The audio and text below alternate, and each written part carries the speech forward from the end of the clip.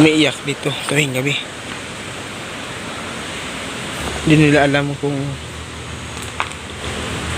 ano, pero meron talagang naririnig sila dito nga umiiyak. So hello mga idol, dito tayo mga idol, no? Meron tayong nadaanan na napakasayang mga idol, no? Kasi iniwan na ng mga bahay mga idol. Kasi napakadelikado ng mga idol, pinalikas sila sa ano, kanilang mga bahay kasi dito kasi sa gilid ng sapa. So kasi pagkawala ng tubig dun sa ano mga idol, busay, no?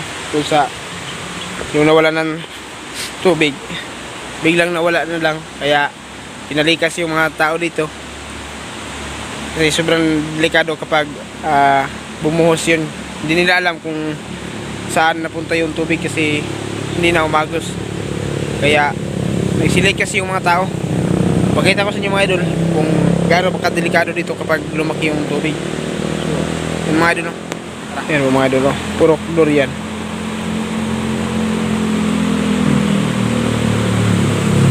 Napakadelikado na ito mga idol. Kasi nandun yung sapa. Kita niyo yung mga bahay na yan. Puro pa magaganda ng mga bahay. At saka sa bahay na daw ito mga idol, meron daw umiiyak dito tuwing gabi.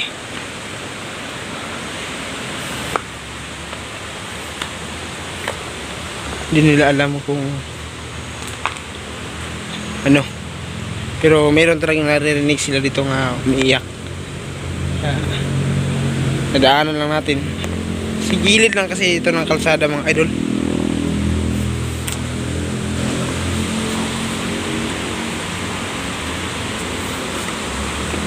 Ano?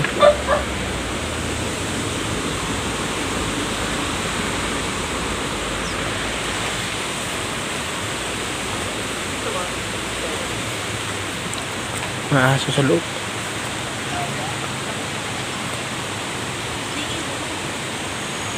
Yan na may aso.